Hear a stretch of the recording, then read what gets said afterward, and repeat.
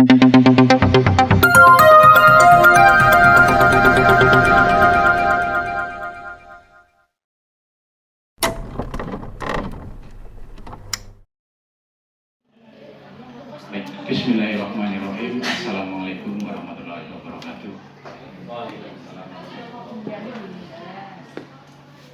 Rabbi shrah li sadri wa yassir li amri wa hlul 'uqdatam min lisani yafqahu qawli. Bapak Eko Febri yang saya hormati, ini sebagai JGP yang nanti akan memberikan materi diseminasi budaya positif kepada kita semua. Bapak Ibu Guru Bapak Ibu Guru yang saya hormati, dalam kesempatan kali ini rekan kita Pak Eko Febri ini mendapatkan kehormatan lulus tes seleksi untuk masuk sebagai guru penggerak. Kita semua bangga, kita semua mendukung, kita semua senang teman kita ada yang berhasil. Semoga nanti Pak Eko Febri itu bisa menjadi guru penggerak yang sesuai dengan harapan dari pemerintah dan bisa memberikan pertukaran ilmu kepada Bapak Ibu Guru, kepada kita semua di Desa Negeri 2 Purwokerto. Oleh karena itu Bapak Ibu, dalam proses untuk menjadi lulus sebagai guru penggerak, mari kita semua sebagai warga SMP Negeri 2 Purwokerto, sebagai teman-teman guru, kita selalu mendukung apa yang harus ditempuh oleh Pak Eko Febri supaya lulus. Kita semuanya mendukung, termasuk dalam kegiatan kesempatan kali ini adalah bentuk dukungan kita. Mari untuk selanjutnya kita juga selalu mendukung apa yang dibutuhkan oleh Pak Eko. Silakan Pak Eko sampaikan ke teman-teman, nanti kita semuanya akan selalu mendukung. Kita senang ada teman kita yang berhasil untuk lolos masuk menjadi guru penggerak.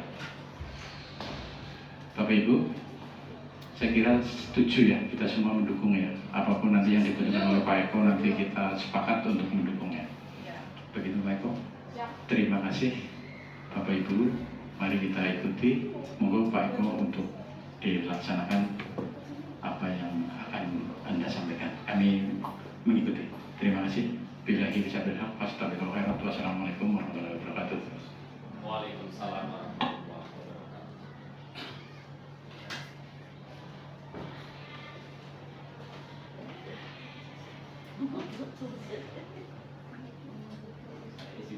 Bapak Ibu.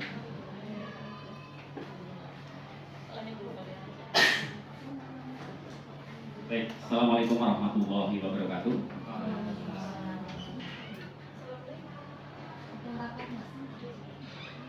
Cek suara dulu, Bapak Ibu.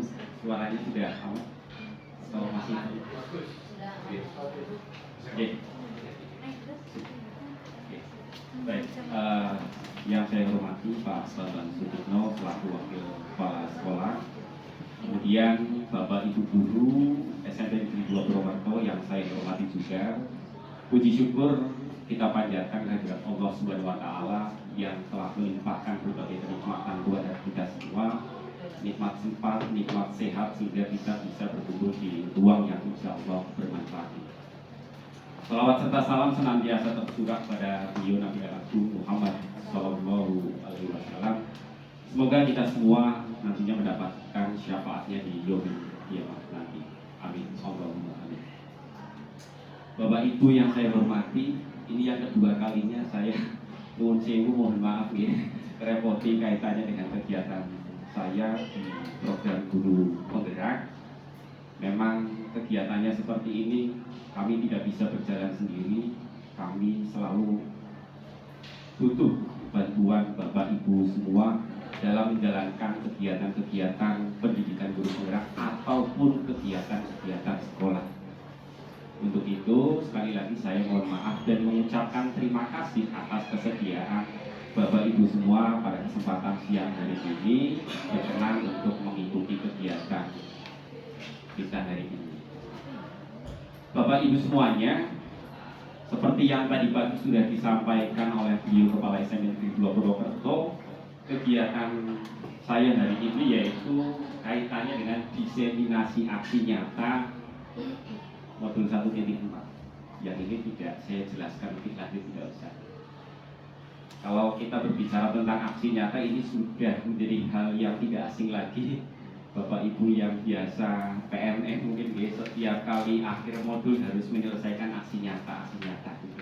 Nah, ini bagian dari hal-hal seperti itu juga, bahwa saya sudah menyelesaikan satu modul, kemudian saya harus melakukan aksi nyata atau pengimbasan terkait dengan modul-modul yang saya pelajari.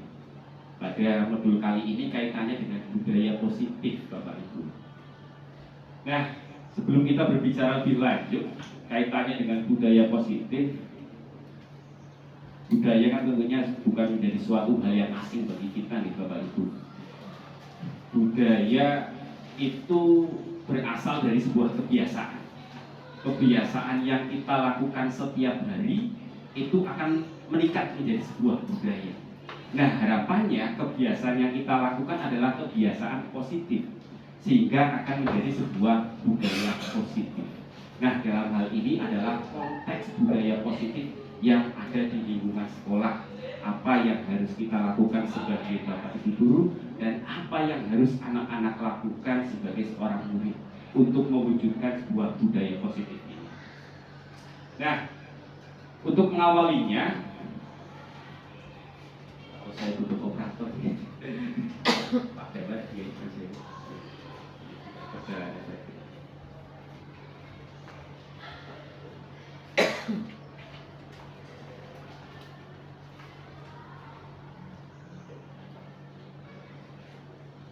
bisa dari saya Pak. Oke, baik Bapak Ibu. Untuk mengawali diskusi kita hari ini Bapak Ibu, ada beberapa pertanyaan pemantik. Dalam hal ini Bapak Ibu, dari 3 pertanyaan pemantik ini setuju atau tidak setuju? Oke. Yang pertama Bapak Ibu, hukuman dapat mendisiplinkan anak. Ini menurut Bapak Ibu setuju atau tidak setuju? Pak Mul tidak setuju, kemudian kurang setuju. Ini 2 konteks yang berbeda. Turun saya Pak Mul tidak setuju. Alasannya apa Pak Mul? Biasanya anak kalau diberi hukuman ada kecenderungan berontak atau melawan pada kesempatan yang lain. Jadi dia kalau belum diberi hukuman yang minimal sama atau melebihi, dia tidak akan berhenti terus. Jadi hanya pada saat itu kemudian anak akan berontak. Apa istilah Jawa ini? Dadrah ngomongnya. Dadrah. Kalau kemudian kurang dan tidak berbeda, kemudian mungkin ada pendapat yang lain. Kita sama-sama orang bahas. Saya menganggap kurang karena hukuman itu kan konotasinya negatif dan terkesan sebuah kekerasan. Nah, di sini kurang setujunya seperti tadi yang pertama sampaikan Pak Pul itu memang betul. Yang kedua, hukuman itu tidak bisa membuat anak menjadi termotivasi, kemudian dia sadar untuk memperbaiki kesalahannya. Itu justru tidak seperti itu. Tapi kalau hukumannya bukan dalam bentuk hukuman, itu biasanya malah justru lebih membuat anak jadi sadar tanpa harus dihukum. Ya. Saya kurang setuju dengan hukuman. Terima kasih Bu Dian ya. Jadi tujuan dari hukuman ini kan salah satunya supaya anak itu dapat sadar gitu ya. Tapi ternyata tidak gitu. Oke, terima kasih Bu Dian. Yang kedua, pemberian hukuman dengan hal positif seperti membaca atau membersihkan halaman sekolah dapat meningkatkan disiplin anak. Setuju atau tidak setuju? Ini kan kita sering melakukan apa gitu, anak yang terlambat, anak yang tidak menggunakan seragam lengkap gitu ya. Terkadang ada yang disuruh untuk membersihkan lapangan atau membersihkan sampah yang ada di lapangan gitu ya. Nah, ini setuju atau tidak setuju ini Bapak Ibu sebenarnya ketika mungkin kita yang terlibat untuk melakukan ini, sebenarnya dalam hati kita itu kita setuju atau tidak setuju sih untuk melakukan hal tersebut? Kontekstual, situasional. Pak Waka? Masih bisa terima kalau kurang sebenarnya kurang setuju.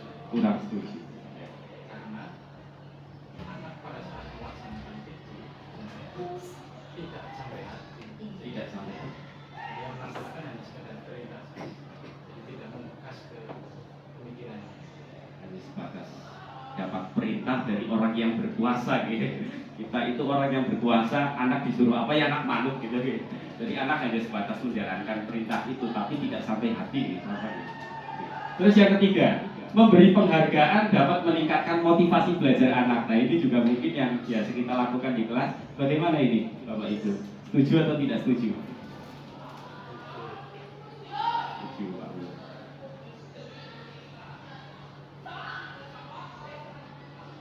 Pak Ibu? Ya, kalau saya sendiri sih setuju nih Pak. Setuju. Ya. Karena yang seperti itu nanti akan apa ya, ada rasa untuk ingin terus termotivasi, ingin terus berprestasi. Kalau saya sih lebih itu. Sih. Realitanya seperti itu Pak Ibu. Kalau kita berada di kelas, anak-anak nanti yang berani menjawab atau yang berani menjauh maju, ini loh ada hadiah gitu ya.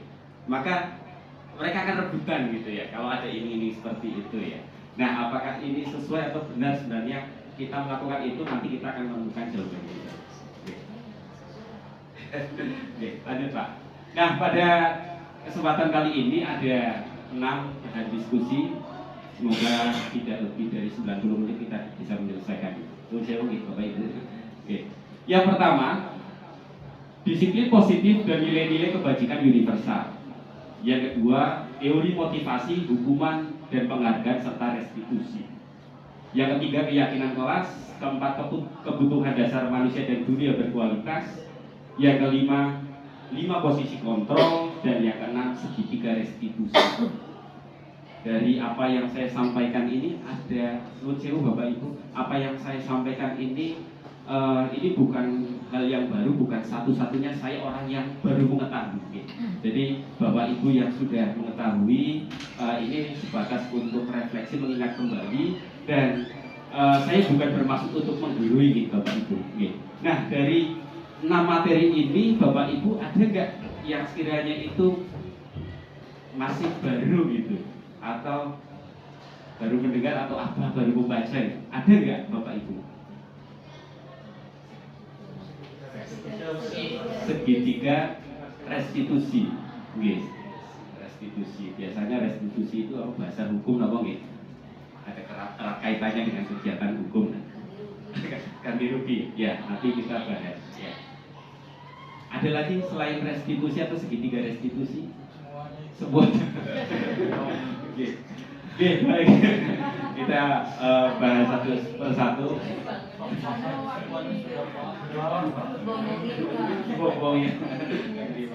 Oke, baik. Nah, yang pertama, disiplin positif dan nilai-nilai kebajikan universal. Ya, Bapak Ibu kalau berbicara tentang disiplin atau mendengar kata disiplin itu apa sih yang ada di pikiran Bapak Ibu selama ini? Disiplin itu erat kaitannya dengan konteks apa atau kegiatan? Taat aturan. Oke, terus apa lagi? istiqomah. Aturan istiqomah. Oke, terima kasih Ustazah. Asik ya, konsisten gitu. Oke. Tindakan Memperbaiki kesalahan. Tindakan memperbaiki kesalahan. Ya, tadi disiplin itu erat kaitannya dengan taat aturan. Kalau orang yang tidak taat aturan berarti selanjutnya dia apa ini biasanya? Hukum. Oke ya, dihukum dapat hukuman gitu ya. Oke, baik lanjut Pak Jamal. Nah, ada pemantik selanjutnya ini Bapak Ibu. Ya, ini kalau ada yang berkenan saya minta 2 relawan. Ya, ini kaitannya dengan perubahan paradigma tadi disiplin. Kegiatannya yaitu mengepalkan tangan. Cobi Bapak Ibu, tangannya di atas, di depan. Ditarik, dilihat. Ya, ada sesuatu yang berharga di kepalan tangan Ibu, Bapak. Apa itu? Hanya Bapak Ibu yang tahu. Nah, saya minta 2 relawan. Yang satu memegang tangan, yang satu mencoba membujuk supaya kepalan tangan tersebut dibuka. Boleh membuka. membujuk, mempersuasif dengan positif atau menghadik atau bahkan ya terserah, monggo. Yang penting sampai si A nanti yang pegang tangan itu membuka tangan tersebut. Ada atau tidak ini yang menjadi relawan? Bagian Rara dengan Pak Wakar.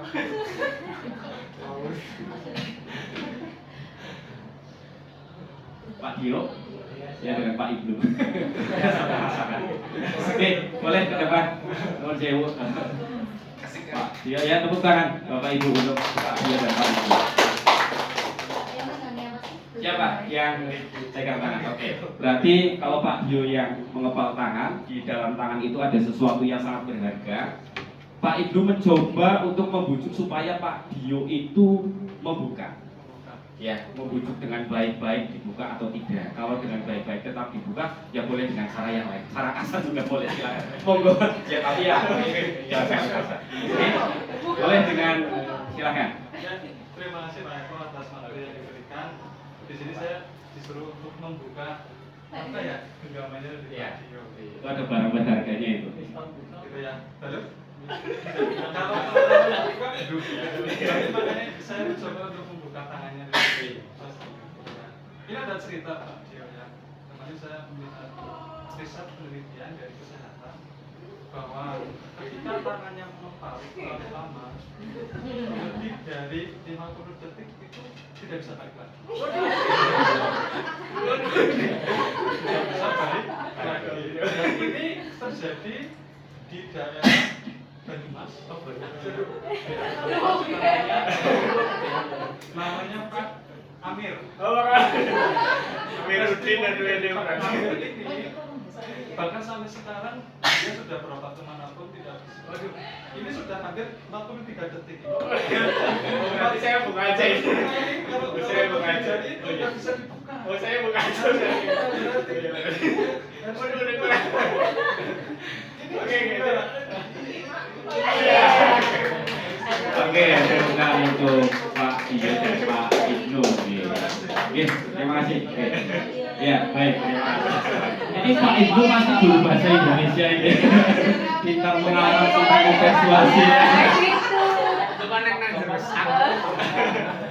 Neng jerusak. Itu kalau Pak Bambang yang maju bujuk beda lagi. Bapak maksa biasanya langsung di. Oke. Coba saya minta 1-2 relawan lagi. Nuwun sewu Pak Mul gini. Pak Mul kali Pak Damar. Pak Damar yang megang tangan. Oke. Monggo Pak Mul nuwun sewu. Neng Pak Damar gampang. Neng wonten dompet teng ningking. Langsung buka Pak. Orang perlu bayar Damar. Itu di dalam ada. Oh, artinya bohong. Iya, Pak. Jangan-jangan kamu habis ngambil apa itu yang buka? Berbeka kan orang kan? Oke. Barangkali tadi ada milik teman yang hilang kamu. Interogasi kan? Oh beda ya. Beka ya.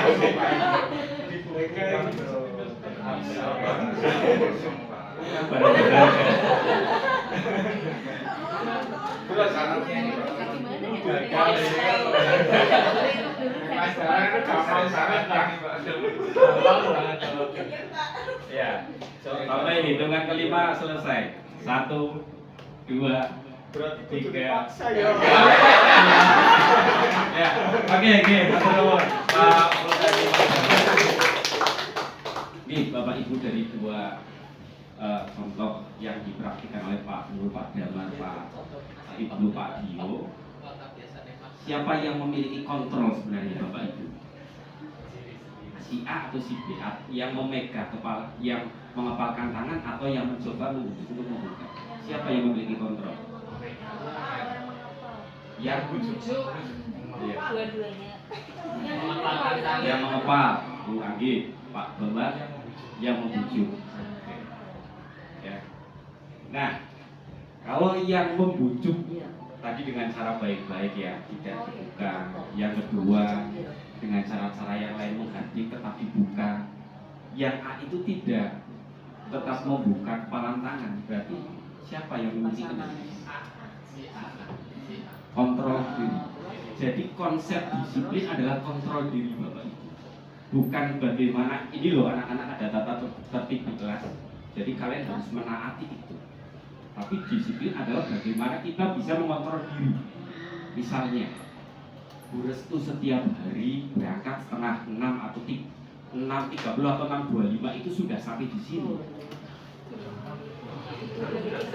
Jam 6 sudah berangkat. Dibandingkan saya jam 7 baru duduk di sini. Karena kontrol diri saya baru bisa melakukan bahwa saya baru bisa ke sekolah itu jam 7. Meskipun peraturannya misalnya jam 7 itu sudah atau katakanlah saya sampai sekolah itu 7.15. Berarti saya terlambat 15 menit. Meskipun di peraturan seperti itu, saya belum bisa mengontrol diri saya supaya saya itu tidak terlambat. Sedangkan Bu Restu, beliau bisa karena beliau sudah bisa mengontrol dirinya. Kemudian peraturan itu hanya sebatas hal-hal yang tertulis. Jadi intinya adalah kontrol diri. Itu bagaimana kita meyakini hal-hal yang kita lakukan itu bersumber dari motivasi kita, Bapak Ibu. Bukan karena adanya peraturan atau bukan karena adanya perintah, tapi karena memang benar-benar bersumber dari kita. Jadi disiplin juga seperti itu, Bapak Ibu. Selagi kita belum yang kita lakukan selalu misalnya menghukum, memberikan penghargaan gitu ya, itu yang terjadi pada anak sebenarnya yang dia lakukan itu karena kehendak dirinya atau karena adanya dorongan dari orang lain, dorongan dari orang. Nah, yang kita harapkan anak ketika melakukan sesuatu itu karena dorongan dari dalam dirinya, dari kontrol dirinya, bukan karena dari orang lain. Misalnya sekarang konteks yang terjadi di sekolah kita kaitannya dengan sampah yang memang banyak sekali ya, produksi sampah, padahal sekolah itu bukan tempat pembuangan sampah, tapi sampahnya banyak banget, bukan hanya di tempat sampah tapi di mana. Nah, ini yang perlu kita lakukan apa? Kalau misalnya anak yang terlambat, anak yang tidak menggunakan seragam lengkap, selalu kita hukum, anak-anak ambilin sampah. Ya mereka hanya sebatas melakukan atas dasar perintah dari orang lain, tapi bukan karena motivasi dari dalam diri. Jadi konteks disiplin ini yang perlu kita luruskan berdasarkan apa yang disampaikan oleh teori-teori yang terpelajari ini. Disiplin itu adalah bentuk kontrol diri. Kita bisa mengontrol diri kita sendiri sesuai dengan norma-norma, sesuai dengan nilai-nilai kebajikan universal. Nah, nanti kita juga bahas nilai-nilai kebajikan universal. Bapak, mohon maaf Pak Dio, dilanjut saya. Nah, ini kaitannya dengan teori kontrol tadi, teori kontrol atau kontrol diri. Ini hal-hal yang menyimpang ya. Ilusi guru mengontrol murid. Ya memang karena guru punya kuasa untuk mengatur murid. Tapi yang kita harapkan itu murid bukan hanya sebatas diatur saja, tapi mereka akan inisiatif sendiri sesuai dengan motivasi dalam dirinya untuk melakukan sesuatu. Kemudian ilusi bahwa semua penguatan positif itu efektif dan bermanfaat. Misalnya itu tadi, kita memberikan penghargaan, kita memberikan ini bonus gitu ya. Itu hanya akan membentuk motivasi eksternal. Jadi motivasi internalnya itu belum ada. Kemudian ilusi bahwa kritik dan membuat orang merasa bersalah dapat menguatkan karakter. Yang terakhir, ilusi bahwa orang dewasa memiliki hak untuk memaksa. Ya ini kita dianggap sebagai orang dewasa yang mengatur murid-murid kita ya. Dengan hak kita, dengan kekuasaan kita bisa mengarahkan murid, kita bisa mengatur murid. Tapi apa yang kita lakukan belum tentu akan menumbuhkan motivasi intrinsik dari dalam diri murid ya. Nah, disiplin positif dan nilai-nilai kebajikan universal ini saling berkaitan. Nilai-nilai kebajikan universal apa yang dimaksud? Bapak Ibu, pada kurikulum Merdeka ini kita mengenal adanya dimensi profil pelajar Pancasila. Aku mau nih dimensi profil pelajar mandiri, kreatif, gotong royong, berkebinekaan global, kreatif, bernalar kritis,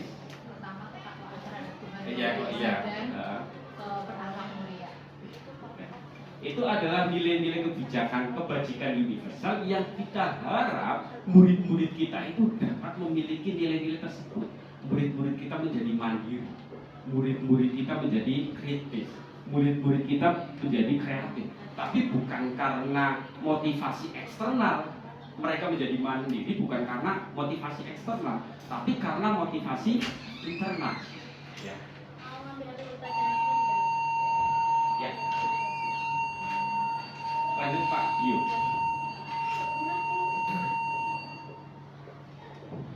Nah, bagaimana seseorang bisa berubah dari paradigma stimulus respons kepada pendekatan teori kontrol tadi? Jadi yang kita lakukan selama ini kan kita memberikan stimulus, beri respons gitu ya. Nah, bila kita ingin membuat kemajuan perlahan sedikit demi sedikit, ubahlah sikap atau perilaku kita.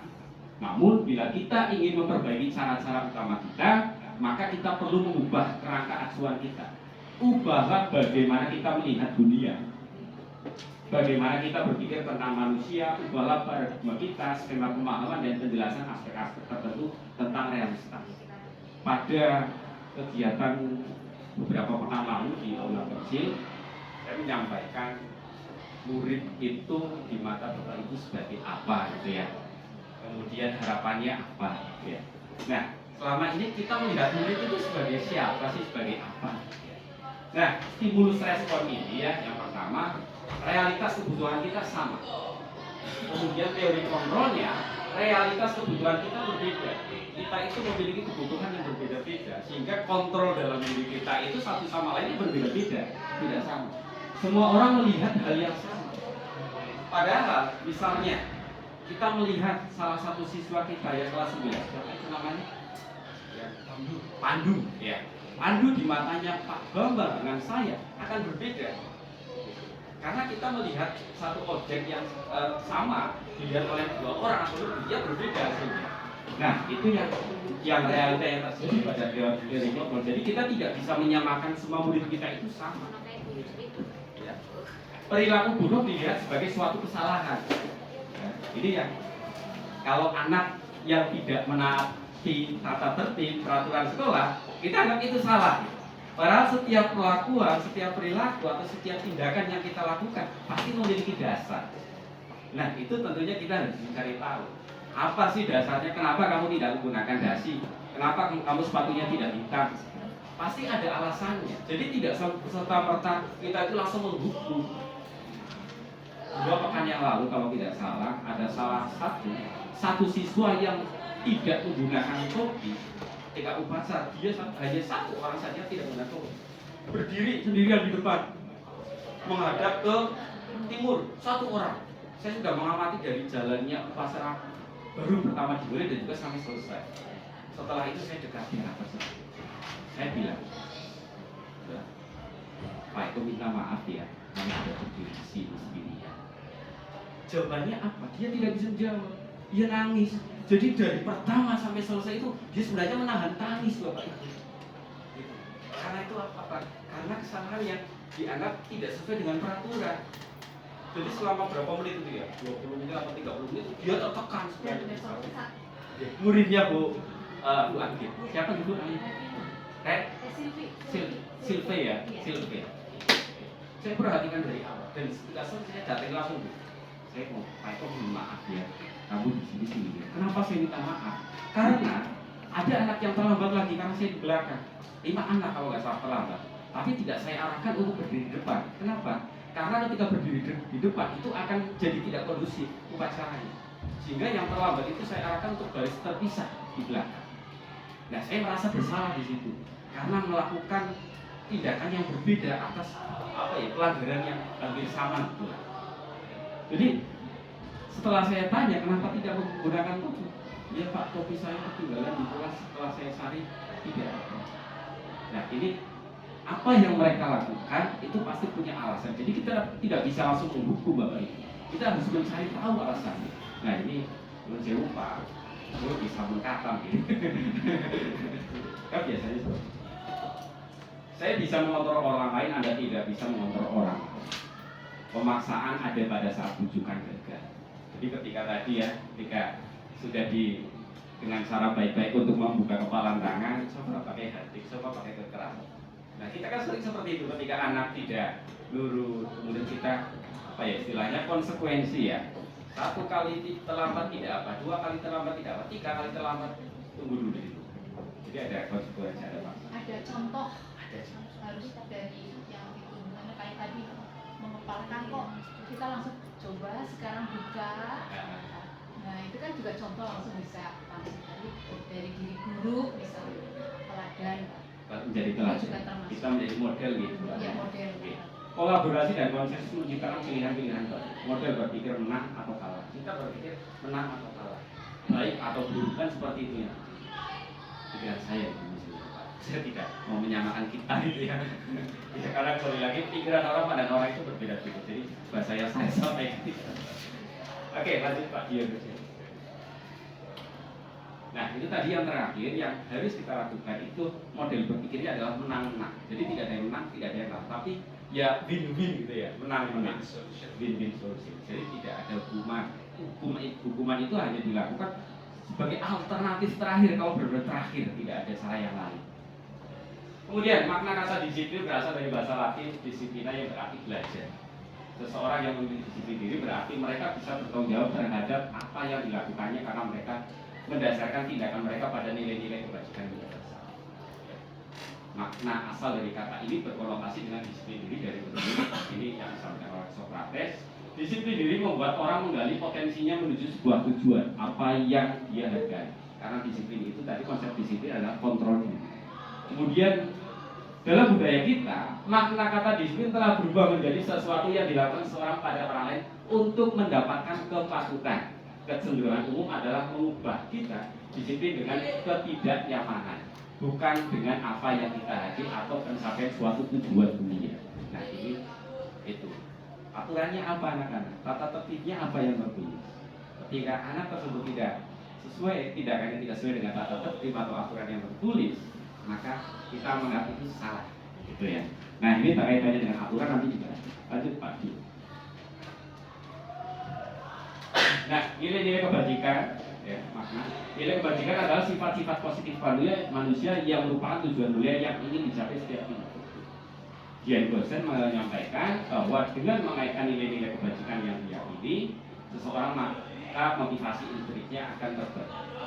Jadi kalau orang sudah memahami nilai-nilai kebajikan apa yang harus dimilikinya, maka ketika ia akan melakukan sesuatu itu berdasarkan motivasi intrinsiknya, bukan karena dorongan dari orang lain.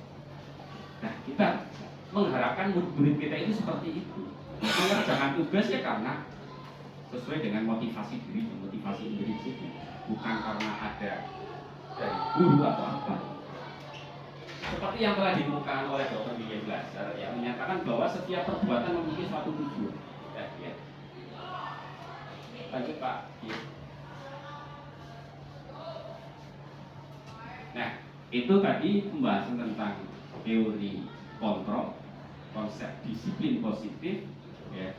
Jadi disiplin yang selama ini kita pahami ini kaitannya dengan saya sebelum mempelajari ini saya lihat disiplinnya ketika saya menaati peraturan yang ada. Di peraturan sebagai seorang ASN harus presensi jam 7, ya jangan sampai terlambat. Kalau terlambat ya berarti saya sudah tidak disiplin. Ternyata disiplin itu adalah kontrol diri. Nah selanjutnya adalah teori motivasi, hukuman dan penghargaan serta restitusi. Ya. 3 motivasi perilaku manusia. Yang pertama, untuk menghindari ketidaknyamanan atau hukuman.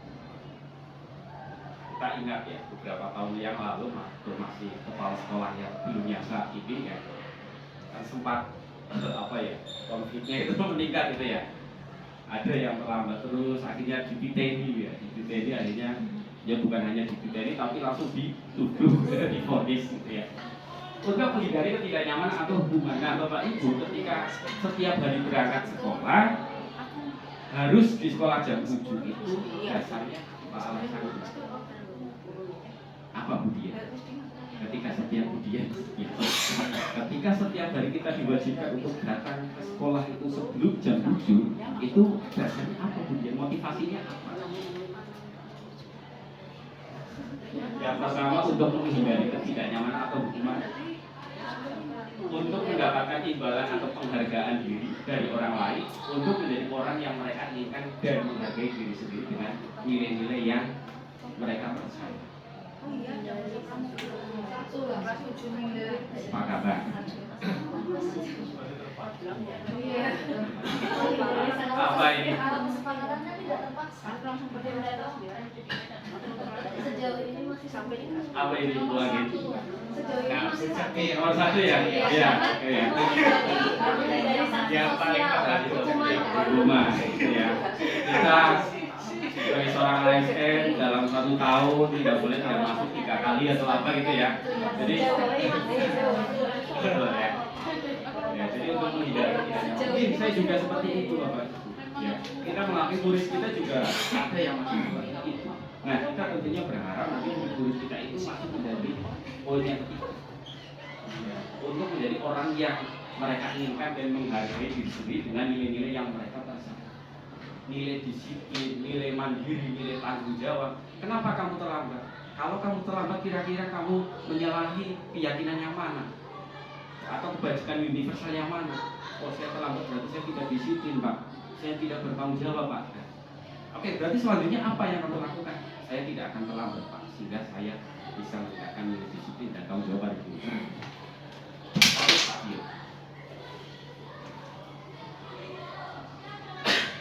Nah, nomor 1 dan 2 itu kaitannya dengan motivasi eksternal. Ini tadi karena kita takut hukuman, kemudian untuk mendapatkan imbalan atau penghargaan dari orang lain eksternal. Nah, yang ketiga adalah internal. Mas Eko melu bergerak, motivasinya apa dia?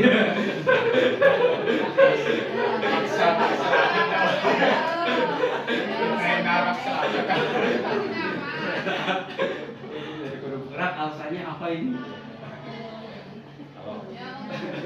Kalau alasan diplomatisnya ya nomor 3 gitu ya. Kalau alasan yang lain biasanya tahu gitu ya.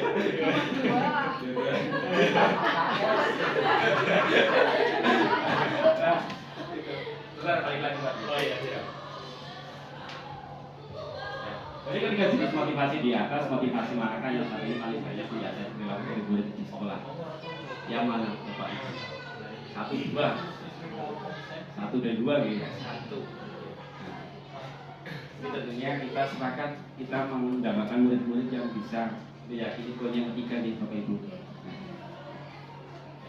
Oke, lanjut lagi. Split. Nah, selanjutnya apa itu hukuman ya? Ini yang selama ini kita lakukan. Hukuman bersifat tidak terusan atau tiba-tiba. Anak atau murid tidak tahu apa yang terjadi dan tidak dilibatkan. Hukuman itu sifatnya satu arah, ya, satu arah dari kita. Mari saya contohkan yang upacara. Ada satu arah, berarti ada satu arah itu yang mengarahkan kamu dari di sini karena tidak menggunakan topi. Itu hukuman satu arah. Anak tidak dilibatkan untuk mencoba merestitusi, nanti kita bahas. Dan murid hanya menerima suatu hukuman tanpa melalui suatu kesepakatan atau penghargaan dari pihak guru baik sebelum atau sesudahnya. Hukuman yang diberikan bisa berupa fisik maupun psikis. Murid atau anak disakiti oleh suatu perbuatan atau kata-kata. Kalau yang saya contohkan lapangan di lapangan upacara, ketika upacara itu psikis atau fisik, Bu Agit kenanya. Dua-duanya sampai sakit gitu. Fisik dan psikis. Lanjut Pak Yu. Nah, selanjutnya apa itu konsekuensi? Ya, konsekuensi adalah terencana atau sudah disepakati, sudah dibahas dan disetujui oleh murid dan guru. Umumnya bentuk-bentuk konsekuensi dibuat oleh pihak guru atau sekolah. Dan murid sudah mengetahui sebelumnya konsekuensi yang akan diterima bila ada pelanggaran. Konsekuensi. Kalau kamu tidak membawa buku pelajaran, kesepakatannya apa ini konsekuensinya? Pak, tidak ikut pelajaran.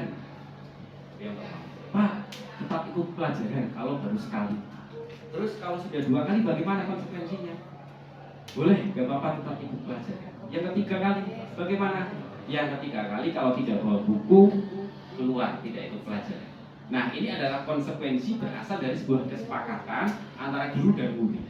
Nah, mungkin ini yang sering juga dilakukan oleh saya juga, mungkin sering melakukan ini. Jadi konsekuensi ini sudah mulai membaik dua arah. Ada pelibatan murid untuk membuat sebuah konsensus yang sepakat. Ya. Oke, lanjut Pak Yu. Nah, dihukum oleh penghargaan tadi ya, kita memberikan iming-iming penghargaan. Itu tadi berarti motivasinya apa, murid? Kalau kita awal eksternal, ya dihukum oleh penghargaan. Bahwa penghargaan berlaku sama dengan hukuman. Dalam arti meminta atau membujuk seseorang melakukan sesuatu untuk memenuhi suatu tujuan tertentu dari orang yang meminta atau membujuk. Dorongannya eksternal sama. Dan akan ada faktor ketergantungan. Beberapa dampak dari pemberian penghargaan. Di pelajaran saya misalnya banyak, saya tidak terlalu banyak memberikan hadiah. Ya, kamu nanti kalau dirinya bagus, atau kamu kalau mau berpendapat, atau kamu kalau mau maju, itu adalah hadiah kita. Itu dari guru lain, kalau dari saya itu tidak. Jadi anak itu nanti akan memilih pandangan. Oh iya, di Bu Z selalu memberikan penghargaan, sehingga saya selalu aktif. Tapi di Pak Eko saya nggak pernah mendapatkan apa-apa. Nah, nanti anak akan ketergantungan di guru tertentu. Nah, maka penghargaan dalam hal ini juga hanya akan meningkatkan motivasi eksternal. Bibit-bibit motivasi eksternal itu semakin kuat, jadi menjadi semakin ketergantungan kepada orang lain. Itu penghargaan. Jadi kita berharap sekali lagi murid-murid itu melakukan sesuatu karena motivasi internal itu. Ya. Pengaruh jangka pendek dan jangka panjang. Penghargaan itu menghukum sebenarnya secara tidak langsung. Penghargaan mengurangi ketepatan, penghargaan tidak efektif, penghargaan merusak hubungan. Lanjut. Satu anak diberi penghargaan, yang lain tidak, kan kelakuannya berbeda. Nah, penghargaan menurunkan kualitas tadi karena tidak meningkatkan motivasi intrinsik. Penghargaan mematikan kreativitas karena mereka melakukan sesuatu berdasarkan karena itu kan iming-iming. Penghargaan mengurangi motivasi intrinsik. Jadi sebenarnya kita boleh nggak memberikan penghargaan apresiasi kepada anak-anak kita? Nggak boleh. Kalau susah menurunkan angel. Iya, kalau sebatas saja. Penghargaan yang kita lakukan sifatnya apa Bapak? Itu boleh, penghargaan itu boleh, tapi sifatnya kita pendekatan personal. Misalnya, setelah pelajaran saya di kelas 7I ya misalnya, Adeska, tadi kamu hebat banget. Adeska sini, ini Pak Eko di ruang guru. Adeska selamat ya, kamu tadi hebat banget loh di kelas. Jadi orang pamrih semua nih Bapak Ibu. Ketika Adeska akan aktif lagi, dia tidak pamrih. Oh iya, kemarin saya sudah diberikan apresiasi. Tapi kalau kita memberikan apresiasi, memberikan hadiah, memberikan penghargaan di kelas, itu motivasinya berbeda. Wah, Adeska kamu kemarin hebat banget loh. Jadi penghargaan boleh kita lakukan, tapi secara personal. Gitu, kita paham. Ya, ada kayak ini yang sudah seperti itu. Saya belum bisa. Pak boleh. Sering banget. Kaitannya dengan Gimana, Pak? pemberian penghargaan. Penghargaan kan tidak harus hadiah. Umpama penghargaan melalui ucapan untuk menguas bagus, terima kasih, selamat, itu bagaimana cara personal di kelas Ya, itu kelas ya. Kita memberikan apresiasi tepuk tangan gitu gitu. Iya. Itu kan sama dengan penghargaan. Untuk ya, kalau kita tidak melakukan itu sepertinya ya kaku gitu, gimana gitu ya. Jadi ini saya menyampaikan berdasarkan teori. Prakteknya ya sebenarnya kita lebih tahu loh. Kita gini. Kalau sebagai fokus ya penghargaan Kasih bintang.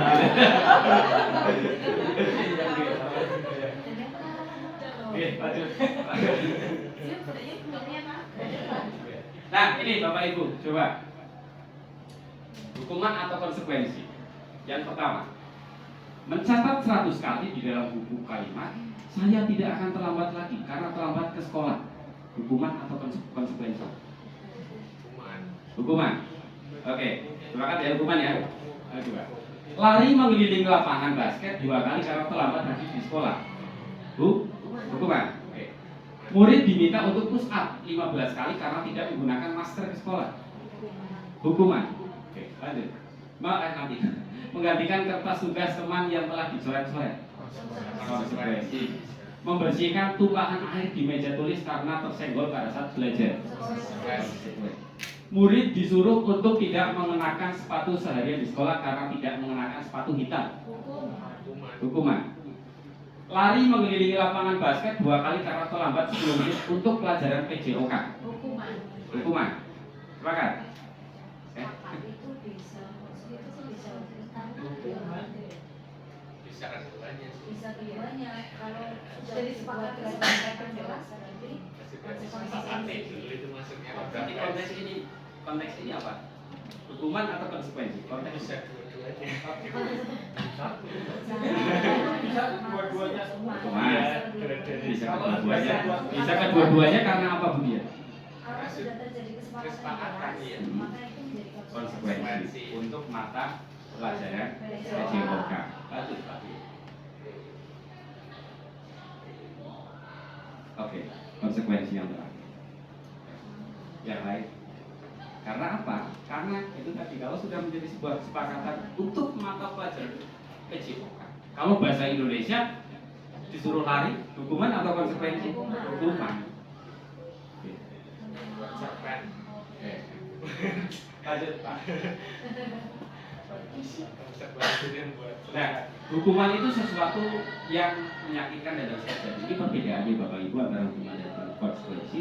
Dan konsekuensi itu sesuatu yang harus terjadi. Membuat anak sakit fisik maupun hati untuk jangka waktu lama. Tentu si Luka itu sudah traumatis. Ya. Membuat anak merasa tidak nyaman dalam jangka waktu. Oke, lanjut saja Pak Dio.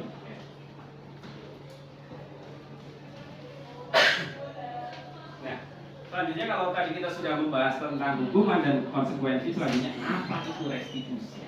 Restitusi adalah proses menciptakan kondisi bagi murid untuk memperbaiki kesalahan mereka sehingga mereka bisa kembali pada kelompok mereka dengan karakter yang lebih kuat.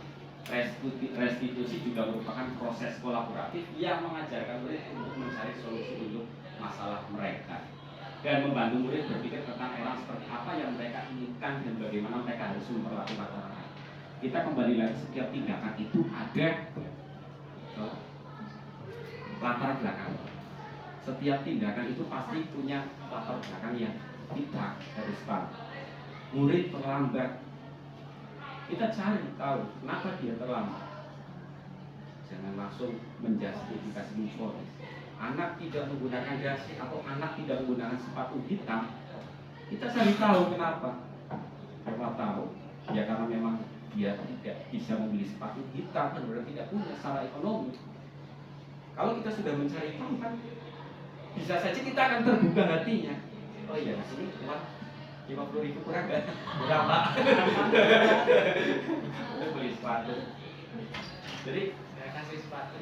untuk menciptakan sesuatu karakter anak yang lebih kuat, gitu, dengan melalui restitusi. Karena setiap tindakan itu pasti punya alasan. Ya. Jadi kita tidak bisa langsung menjustifikasi. Lanjut, Pak. Nah, kaitannya dengan hukuman, konsekuensi, dan restitusi. Ada dua identitas gagal dan identitas sukses. Hukuman itu termasuk identitas gagal, karena itu tadi akan menimbulkan trauma, takutan, ya, kemudian minder atau apa itu hukuman. Sesuatu yang menyakitkan harus terjadi, satu arah hukuman. Kita sebagai orang dewasa, sebagai orang yang memiliki kuasa untuk mengatur murid, kita melakukan hal itu untuk mengatur anak. Dan konsekuensi sesuatu harus terjadi karena sebelumnya itu ada kesepakatan dengan dua pihak. Sedangkan restitusi merupakan pilihan. Pilihannya dari siapa, Bapak? Dari anak. Kita hanya sebatas memfasilitasi. Kamu terlambat karena apa? Saya tadi malam bermain HP sampai larut malam. Loh kok bisa? Iya, karena saya kecanduan handphone. Oke, sekarang kamu terlambat. Selanjutnya bagaimana supaya kamu besok tidak terlambat? Anak akan memilih. Apakah dia akan terus bermain HP sampai larut malam atau ia akan memperbaiki? Iya Pak, supaya besok saya tidak terlambat maka saya berjanji akan tidak bermain HP sampai larut malam.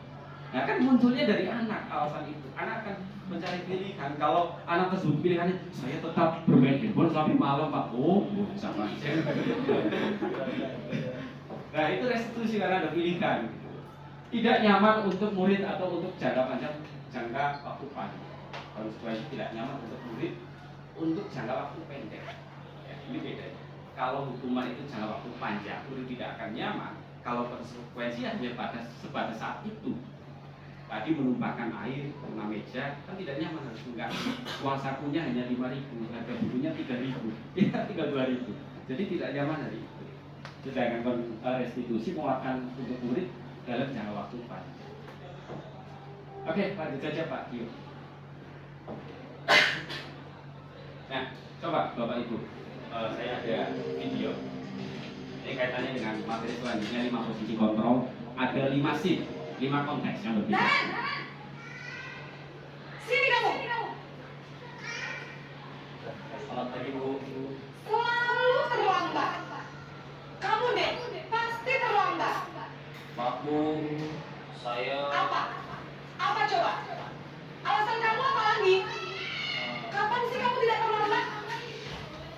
Malas sekali ya kamu jadi anak.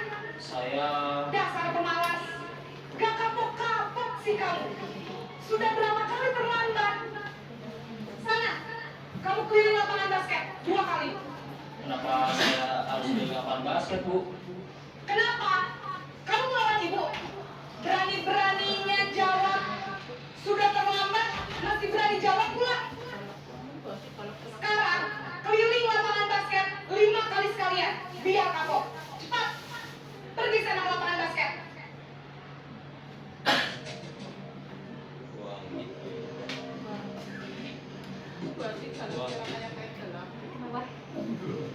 Iya.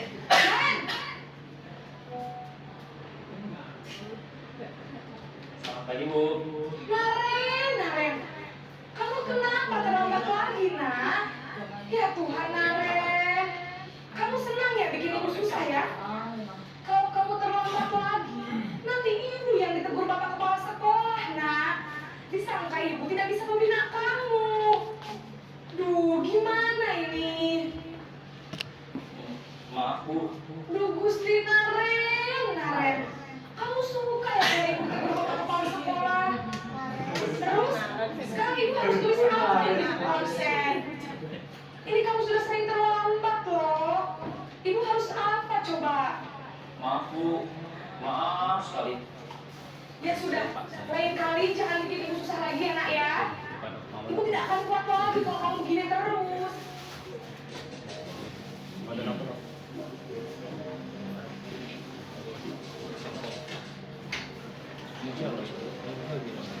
Naren!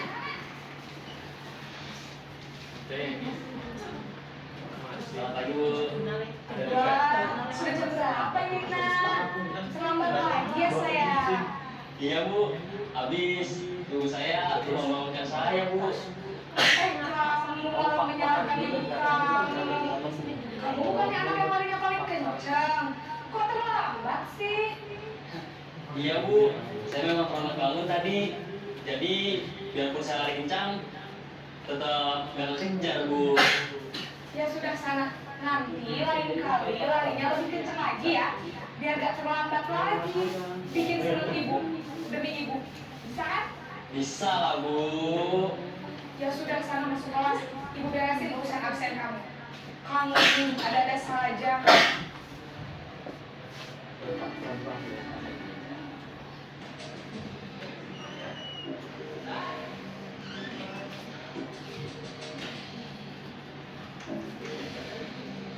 Naren!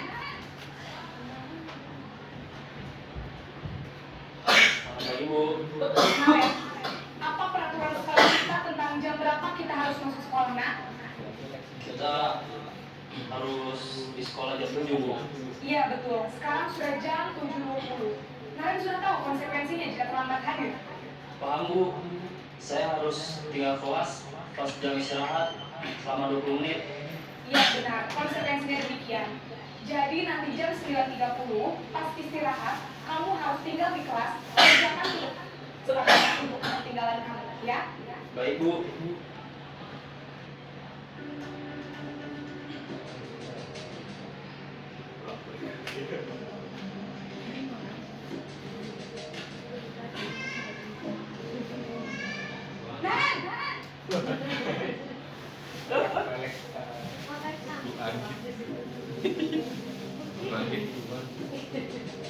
Buah kita di rumah. Mirip banget. Nah, Itu zaman muda nih. Hihihi. Berada ke sebelah. 25 masih. Tadi Bu. selamat pagi Naren. Maaf Bu, saya terlambat. Iya, sekolah masuknya jam 7, sekarang sudah jam 7.20. Jadi sekarang bagaimana ini Naren? Maaf Bu, saya lupa setelah sekolah. Baiklah, menurut kamu, keyakinan sekolah yang mana yang perlu kamu tingkatkan? Menghargai diri sendiri dan orang lain mungkin ya Bu. Setuju. Jadi, apakah Naren meyakini prinsip saling menghormati tersebut? Iya Bu, saya meyakininya. Apakah Naren bersedia memperbaiki masalah keterlambatan ini? Bersedia Bu. Bagaimana kamu akan perbaiki masalah keterlambatan ini? Saya akan coba untuk tidak lupa menyetel alarm saya Bu. Baik, kalau Naren lupa menyetel alarm di rumah, ada orang yang kira-kira bisa bantu mengingatkan tidak? Oke, baik Bapak Ibu. Tadi ada berapa konteks? 5. Oke. Yang pertama, ada yang bisa menangkap posisi apa yang dilakukan oleh Bu Guru tadi sebagai siapa? Tadi konteksnya apa yang pertama? Bu Guru sebagai penghukum, ya. Dikasih Naren itu terlambat, disuruh untuk memutar lapangan, ya, 5 kali. Oke, yang pertama sebagai penghukum, yang kedua apa tadi? Naren, apa kamu tidak kasihan sampai sama ibu? Ibu sudah capek-capek, Naren. Apa ini? Oke, ya, langsung saja Pak Dio. Lanjut. 5 posisi kontrol Bapak Ibu. Yang pertama penghukum, yang kedua pembuat rasa bersalah, yang ketiga teman, yang keempat pemantau, dan yang kelima adalah manajer. Tadi Bu Guru mensimulasikan 5 konteks tersebut sebagai penghukum, pembuat merasa bersalah, teman, pemantau, dan manajer. Nyaman yang mana dilihat Bapak Ibu dari kelima itu? Penghukum. Menarik ya, ada konfliknya nih Pak. Oke, nyaman yang mana? Idealnya yang mana Bapak Ibu dari idealnya yang kita lakukan berarti sebagai apa? Teman, oke. Ada lagi? Oke, baik ya. Ada penghukum, ada teman, ya. Ada yang pemantau atau manajer. Nah, ini juga ada kaitannya dengan motivasi, ya, eksternal dan juga intrinsik, serta identitas gagal dan identitas berhasil. Yang pertama, ya, motivasi yang dibuat yaitu guru berbuat, guru berkata, hasilnya apa. Kemudian identitas gagal, perilaku kontrol negatif, ini kategorinya penghukum dan membuat orang merasa bersalah. Ya. Jadi tadi ketika murid dihukum, disuruh untuk keliling lapangan 5 kali, ya ini identitasnya identitas gagal. Seperti contoh yang upacara itu tadi, ya itu akan menghasilkan murid yang trauma, ya bukan untuk memperbaiki. Ya memperbaiki mungkin iya gitu, karena supaya tidak terulang, tapi membekasnya itu, traumanya itu yang sulit untuk dihilang. Mungkin dia suatu saat 15-20 tahun yang akan datang, kejadian itu akan teringat. Kalau positif sih nggak apa-apa. Kan tubuh aku merasa ringan. Nah, itu dagingnya tidak ada. Tubuh aku ringan juga. Dagingnya tidak. Minggu Senin sebelumnya kopinya tidak ada, baris sendiri. Senin depannya lagi mau berangkat cari dasinya nggak ada. Takut berangkat dihukum lagi. Itu penghukum, identitas gagal. Kemudian membuat orang merasa bersalah juga sama. Ini identitasnya. Bocah orang kelas Pak Guru wis tangi estu, makasih gitu ya. Nanti orang sempat sarapan. Orang lagi sinta.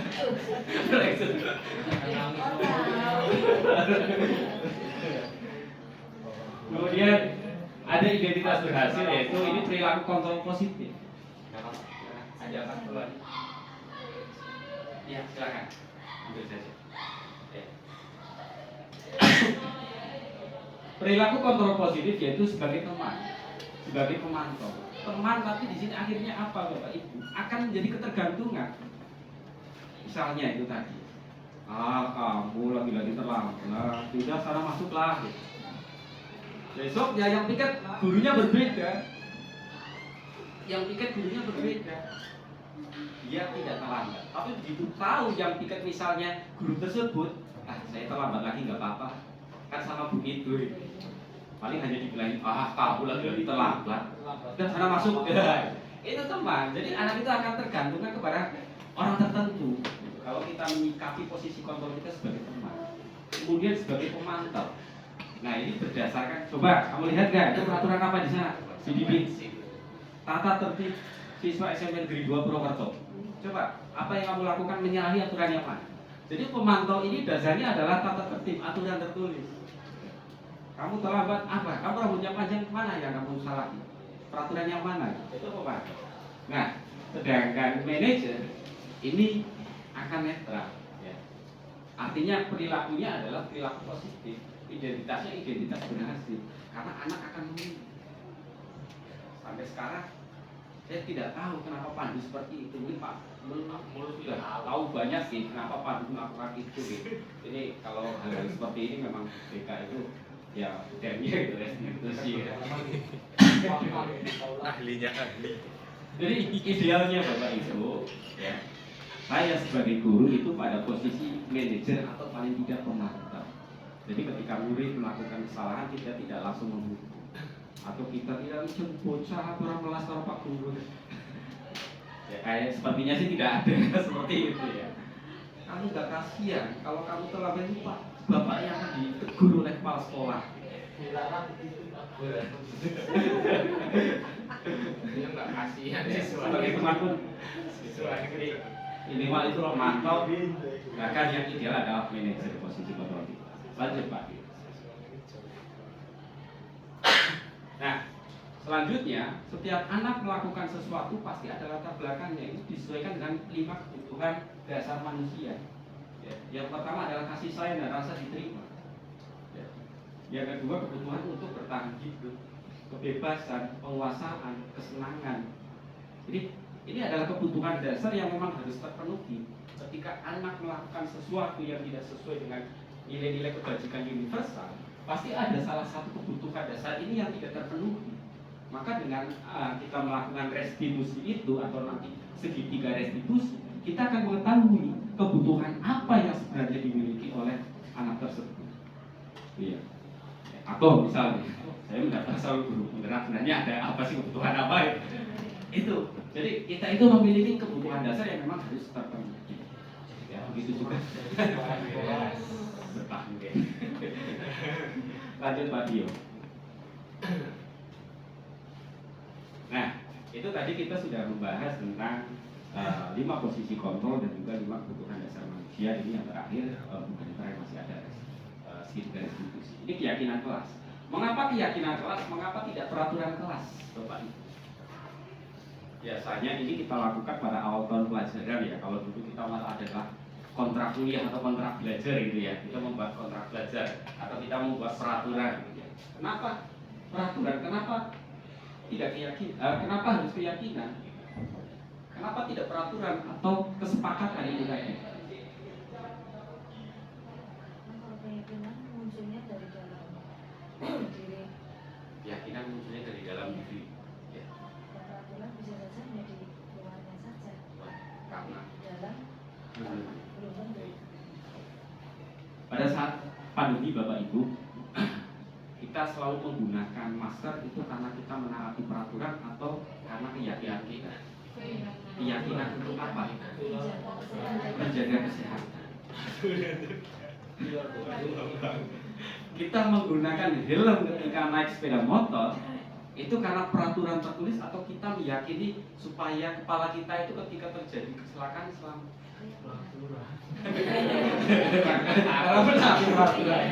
Kalau di desa saya masih seperti itu ya, naik motor di desa ya orang nak polisi. Ya, tapi seperti itu ya, bahwa ya kita menggunakan helm takut untuk kecelakaan atau apa. Ya, karena kita meyakini, sudah meyakini kaitannya menggunakan masker karena kita sudah meyakini untuk kesehatan.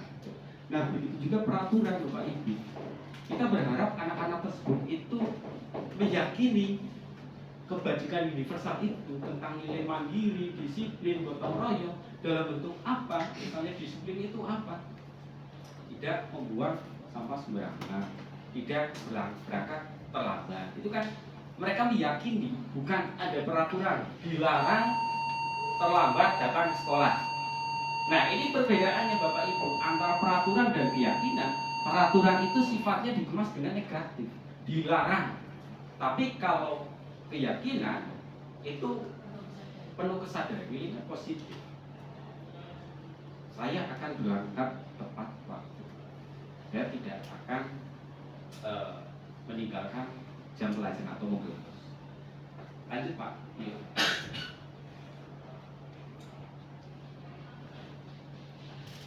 Nah, ini mengapa tidak peraturan saja? Karena pada keyakinan seseorang akan lebih termotivasi. Lanjut saja Pak.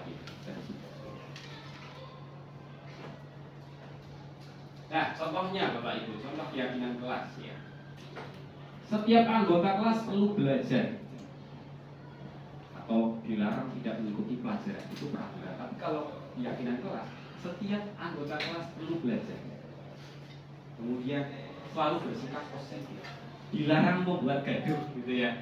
Nah, ini kan lawannya, dilarang membuat gaduh, tapi kita buat menjadi sebuah keyakinan selalu bersikap positif. Nah, ini urutannya sebenarnya Bapak Ibu. Kalau dulu kita diarahkan untuk membuat kesepakatan kelas, memang alurnya adalah itu dari peraturan, kesepakatan kelas, dan keyakinan.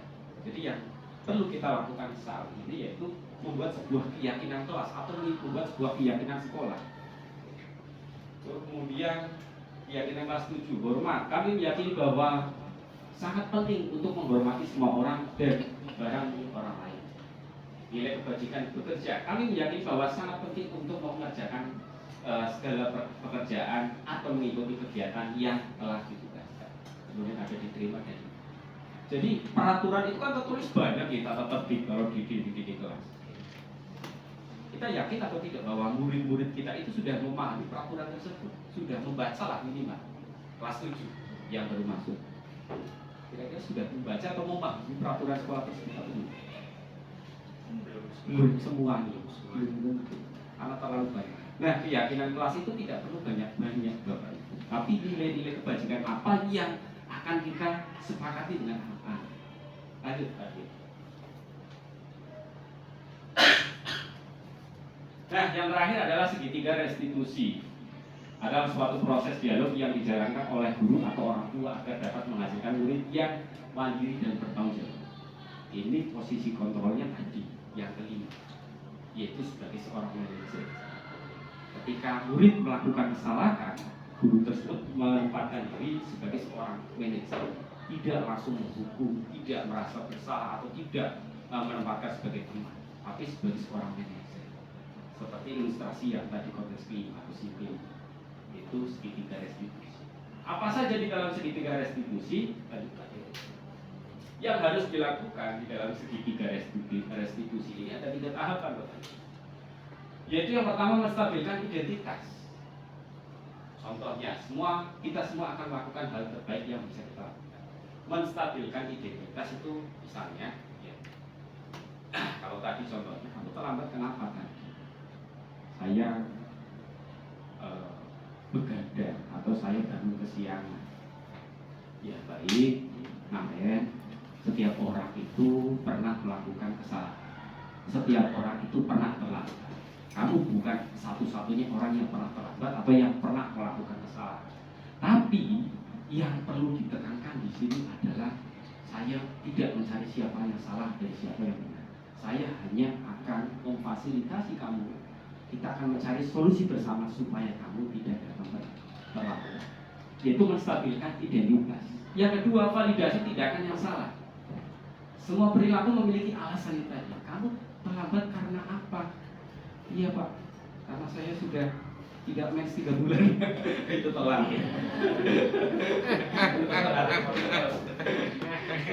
Semua perilaku memiliki alasan. Jokes bapak-bapak. Tapi jangan ditanyakan ke siswa, kalau ke mahasiswa nggak apa-apa. Loh, kamu terawat kenapa? Ya Pak, saya sudah 3 bulan telah. Menanyakan keyakinan. Ya, jadi setelah validasi tindakan, menanyakan keyakinan. Kita semua memiliki motivasi internal. Apa yang bisa kamu lakukan supaya kamu tidak melakukan kesalahan ini? Kamu tahu keyakinan mana yang kamu lakukan? Iya Pak, saya meyakini saya melakukan kesalahan karena saya tidak menaati keyakinan disiplin atau tanggung jawab. Itu menanyakan keyakinan. Baru selanjutnya adalah mencari solusi. Solusinya itu bukan dari kita, tapi biarkan anak yang mencari solusi, mengeksplor. Kita hanya sebagai fasilitator. Ya, istilahnya ya, coaching. Ini ya. Validasi tindakan yang salah, adakah cara yang lebih efektif untuk mendapatkan apa yang kamu butuhkan? Kamu tentu punya alasan mengapa melakukan. Kemudian menanyakan keyakinan kelas apa yang telah kita sepakati. Kamu ingin menjadi orang seperti apa jika selalu terlambat? Setiap orang pasti pernah melakukan kesalahan ini seperti kan. Kamu bukan satu-satunya orang yang pernah melakukan. Nah, ini adalah sedikit distribusi. Jadi Bapak Ibu, sekali lagi saya di sini bukan bermaksud menggurui. Tadi saya menyampaikan di awal, apa yang saya sampaikan ini bukan hanya satu-satunya. Saya bukan satu-satunya orang yang baru mengetahui ini, mempelajari ini, tapi Bapak Ibu, saya percaya yang lebih senior, lebih tua, ini hanya sebatas bahan untuk mengingat kembali apa yang pernah dipelajari sebelumnya. Selanjutnya Pak Dio. Nah, kesimpulannya, alhamdulillah sudah sampai kesimpulan. Sudah berapa menit Pak Dewan? Habis satu. Oke. Ya, teori kontrol, ya, teori pilihan Dr. William Glasser. Anda tidak bisa mengontrol orang lain, hanya Anda yang bisa mengontrol diri sendiri. Jadi kaitannya dengan konsep disiplin tadi, kita tidak bisa mendisiplinkan orang lain, kita tidak bisa mengontrol orang lain. Disiplin itu hanya muncul ketika orang tersebut memiliki kontrol diri yang baik untuk meyakini nilai-nilai kebajikan universal. Semua perilaku memiliki tujuan. Ini kaitannya dengan teori motivasi.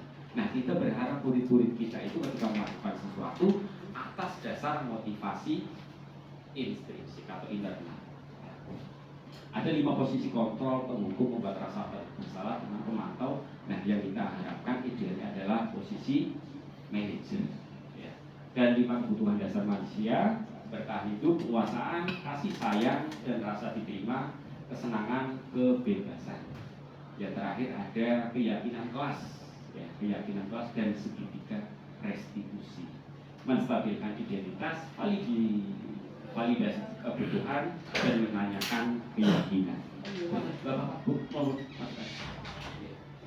Oke, lanjut Pak Dio. Terima kasih. Salam dan bahagia.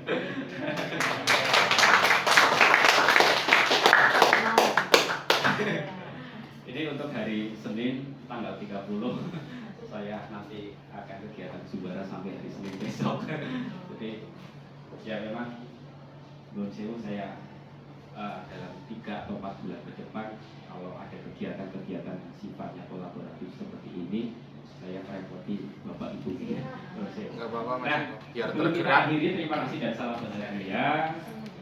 Saya ingin meminta umpan balik dari rekan Bapak Ibu kaitannya buat nama Ibu ya. Ya, kaitannya dengan 6 pembahasan tadi ya. Ada hal baru apa yang Bapak Ibu dapatkan hari ini?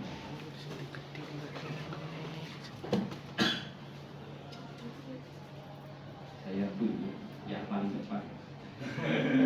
Ya, Bu Rara.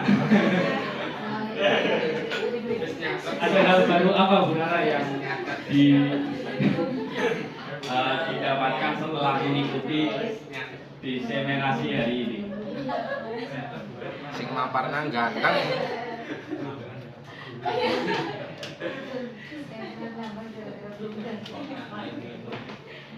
Mas ganteng. Hal baru yang saya dapatkan dari destinasi ini, banyak sekali yang saya dapatkan, diantaranya bahwa menjadi seorang guru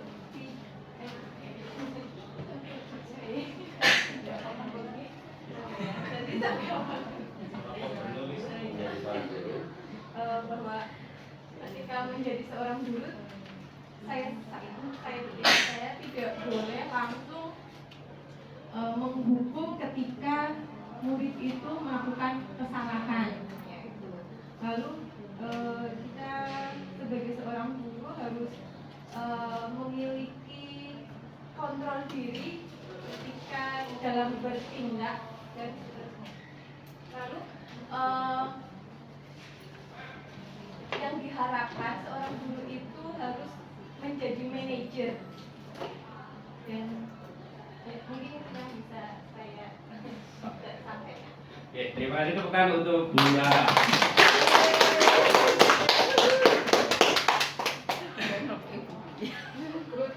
Ada lagi Bapak Ibu yang menyampaikan kritik dan saran? Bu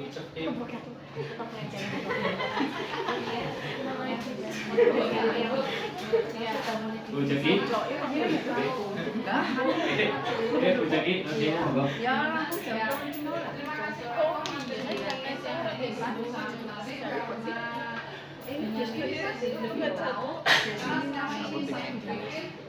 biarkan siswa itu tindakan yang paling tepat adalah dengan fisik marah atau dengan yang mungkin hukuman lah. Tapi dengan uraian materi dari Pak Eko kali ini saya jadi tercerahkan, ternyata ada tindakan yang lebih tepat untuk menguatkan karakter anak dan menunjukkan disiplin, yaitu dengan sistem manajerial.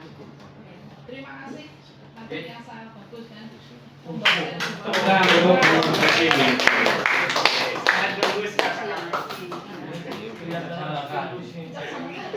Oke, baik. Satu lagi Pak Bambang atau kaitannya kritik atau saran atau apa yang harus saya lakukan ke depannya Pak Bambang untuk kepentingan sekolah. Materi ini Pak Andri itu sudah tidak akan sama hari lagi. Itu ya. Selama ini saya menjadi guru penghukum. Nah, memang dulu guru saya begitu. Saya Pak. Dulunya begitu, Pak. Iya. Tapi dengan adanya pencerahan dari materinya Pak Andri, saya berubah jadi guru manajer. Terima kasih. Ada lagi Bapak Ibu, satu lagi. Lagi apa? Oke, monggo. Ya sama dengan Bu Jeki, materinya bagus karena ternyata selama ini yang saya lakukan masih banyak kekeliruan. Saya pikir yang pertama saya pikir pemberian reward, kemudian hukuman yang membangun itu sudah sangat bagus, ternyata salah. Yang kedua, saya selama ini sepertinya dilihat dari video itu memposisikan sebagai guru teman. Ternyata indikatornya tadi membuat ketergantungan itu salah. Terus dapat ilmu juga waktu mendidik anak sendiri tadi yang 5 dasar. Iya, sangat bagus. Mungkin sedikit saran saja, tadi saya melihat slide-nya apa ya, warnanya terlalu silo, jadi saya susah membacanya nih. Misalnya kecil-kecil itu sangat kelihatan. Selebihnya sangat informatif dan ya, baik. Kita untuk Bu Agri. Oke, Bapak Ibu, saya mengucapkan terima kasih untuk kesempatan ini. Semoga apa yang Bapak Ibu lakukan selalu mendapatkan timbal balik untuk kebaikan Bapak Ibu dan keluarga semua. Saya tidak bisa memberikan apa-apa hari ini, tapi sebenarnya sih ada, mohon maaf. Ada 3 door prize. Ada 3 door prize gitu. Ini kan sudah selesai gitu. Tapi nggak usah ya Mas Yuli. Nggak usah ya. Terima kasih amat. Oke, baik, demikian Bapak Ibu, saya sekali lagi mengucapkan terima kasih dan mohon maaf. Wassalamualaikum warahmatullahi wabarakatuh. Waalaikumsalam.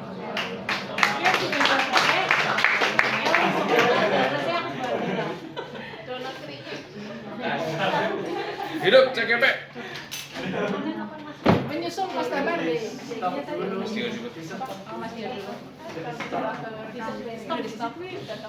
Merdeka. Ya, mereka